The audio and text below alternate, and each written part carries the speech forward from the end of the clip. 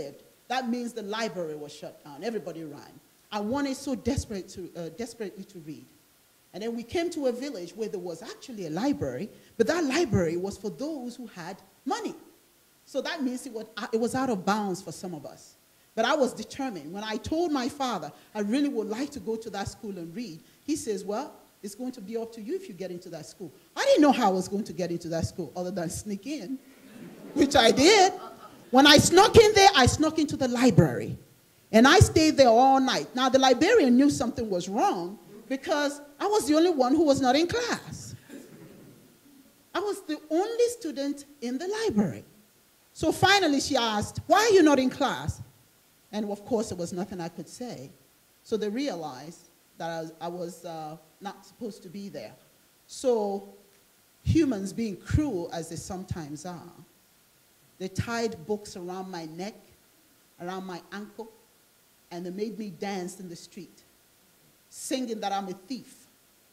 And all the kids were laughing and throwing stones and just giggling. But I had all these books tied to me, and they made me dance. But my father said, it's going to be up to you how to get those books, right? So I danced, y'all. I danced, and I was dancing towards the gate. I was dancing. I danced to the gate. I had all my books with me. I disappeared with all those books. That's how I got my books.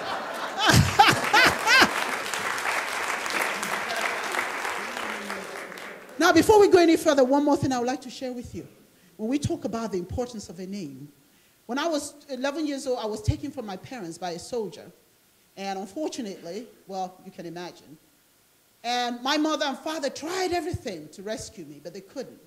Well, finally I escaped, and I was able to find my family again. But by then, my 11-year-old spirit and self-esteem was in the gutter. There was just no way. I couldn't look people in the eye. I was just a devastated human being. My father said, every day as I grew older, he knew something was wrong with his daughter. I just absolutely was not the same jovial young girl I was, and certainly not like the other girls he had. But he knew he had to rescue me. So what he did was every day, 5 a.m. unfailingly, he'll make me come outside and sit and watch the sun rise every day. And I'll watch the sun rise. And he says to me, do you know why I bring you up here? I said, I don't know that, but quite frankly, I'd rather be sleeping. But he said, there's a message here. I want you to look at that sun. And every day I'll watch the sun rise. And he'll remind me the only thing greater than you is that sun. Don't let anybody's opinion about you become your reality. You don't have the right to die until you've made a difference, and never live anywhere unknown. That's something to say to a young girl. But I tell you what that did. It lifted my spirit. Every time I felt bad, I remember what he said. You don't have the right to die until you've made a difference, and never live anywhere unknown. And don't let anybody's opinion about you become your reality. So when somebody says something mean to me, I say, you know what? God gives everybody the right to be stupid, but please don't hug it. And I could walk away from foolishness. Hit it. Making the journey as we begin the process, go all the way, as we begin the process of writing our own story. I want you to understand the importance of time. How many of you think today you've got time to do all those wonderful things you want to achieve? Raise your hand. Raise your hand. It's okay. Come on now. Raise it. You know you think you have time. You know what? God has given each one of us just so much time. But for whatever reason, we think we have more. We just add more to it. I'll get to it tomorrow. It can wait. Well, guess what? I hate to tell you this. We don't have time. We really don't have time. And the more time we waste, the less likelihood that we can achieve everything we want to achieve. I want us to repeat this. Then I'll share something. I'm going to look for 6 volunteers. Could I ask 6 people to come forward? Oh, and they just can't even wait. Don't come on out at the same time. 6 thank you very much. I need 6 volunteers. Thank you very much. 6 volunteers. I still need one more. Okay, very good. Now, we have 6 volunteers.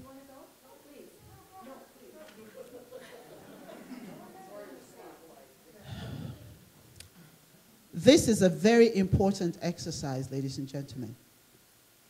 For many of us, we actually do believe that we've got time. And some of you know what happens when you lose someone and you didn't get a chance to say to them what you want them to know.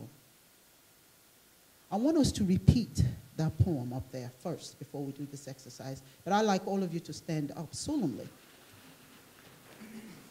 And when you say it, please just don't mouth it. I want you to mean what you're saying.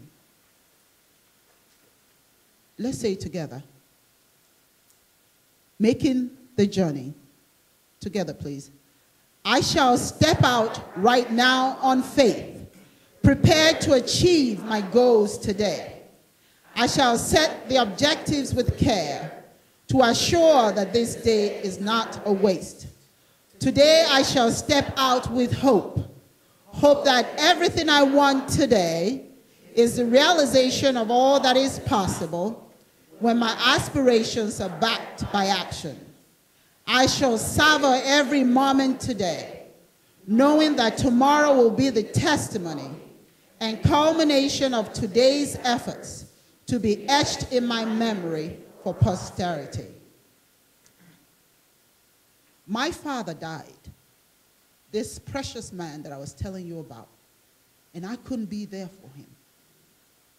He traveled all the way from Nigeria, very sick. After 5 days, he kept asking for me. When am I going to see you? I'll be there, Dad. I just have one more meeting. Let me clear my agenda. Let me clear my calendar, and I'll be there. And I'll call him every day. I say, how are you doing, Dad? How are you holding up? He says, well, you know, I'm here, but I'm waiting for you. Hang in there, Dad, I said. I'll be there. My sister calls me and says, oh, you know, you've got to get here. I don't think Dad's is doing very well. I said, well, you know, I do have these other meetings, and I promise you, I'm going to be there. I'm going to book my flights. I'll be there over the weekend. She says, don't wait till the weekend. Come now. I said, why? I just talked to Dad, and he's all right. He says, just come, okay? Make the time. I said, all right. Then I called Dad after I had booked my tickets for the weekend. 2 days before I had to travel, I say, hey, Dad, guess what? I'm going to be there. I'm going to be there over the weekend. And he says, why the weekend? Why not now? He says, I want you to come now. I said, Dad, I can't get off, but I booked my flight. I'll be there on Saturday. He says, okay. Then he says to me, I just want you to know you're one of my favorite kids. I love you dearly. And even if I said, Dad, don't even go there. I'm going to be there over the weekend. Very well then. The morning that I was supposed to leave, my sister calls. And she says, oh, you don't have to. He was talking to my husband. He says, you don't have to come. I said, no, don't tell me that. I've got my luggage. I'm ready to come. He says, no, Dad passed. That was devastated. I couldn't make time. And that's what we do. We've got time. How many soccer games and basketball games have we missed because we just had to put in an extra hour at the office?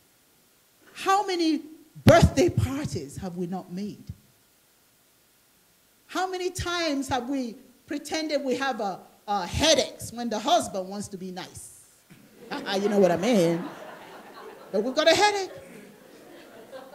How many times have we said no to our friend who wants to take us to a movie? Because we just can't be there. Not today. Tomorrow maybe. Well, guess what? Let us all in here pretend that we only have 2 weeks to live. I want you to pretend. Don't make it as if it's just an empty gesture. Because guess what? That may well be your reality. You may just have 2 weeks. Now, I want you to think in your mind's eyes, all those people you've said no to, all those people you have put aside because you had just one little extra thing to do. Today we have these wonderful people. They are going to pick, I want you to pick a partner. Let her be your partner. Yes, face each other, please. And then you, that's going to be your partner. This is serious stuff. I want you to pretend, and for the rest of you, I want you to think.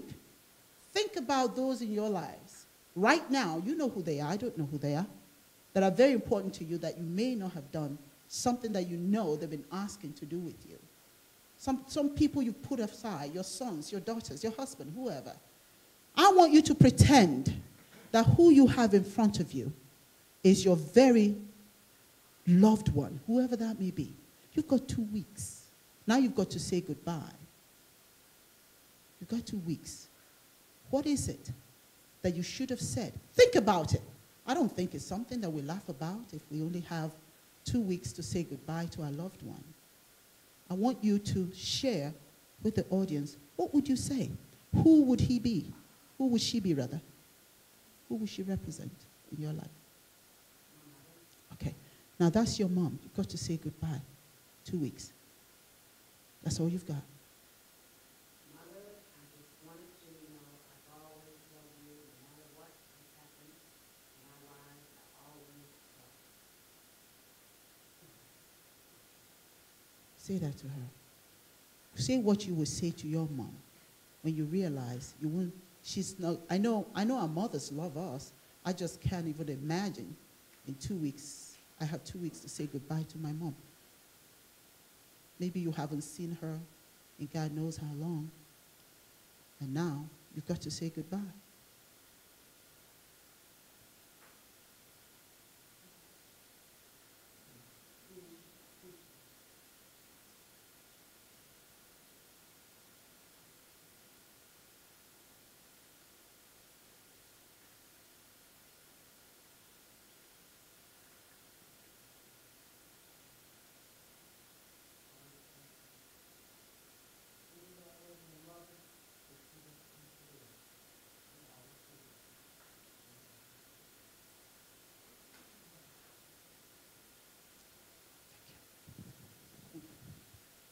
Now, you think about somebody you love dearly. Who will she represent to you? Okay. Now, you've got to say goodbye to your mom. And you tell the phone to be quiet.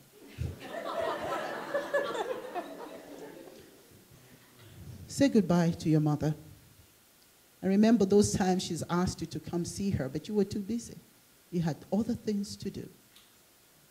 Remember, she wanted you to travel to Paris or wherever, whatever she wanted you to do, but you never did it. But now you really will not have that time. Say goodbye to your mom. Mother, I cherish you for everything that you taught me, with all the things my doctor has always done. And I'll never be able to forgive for the time that I did have with you and for not spending and sharing the love with you.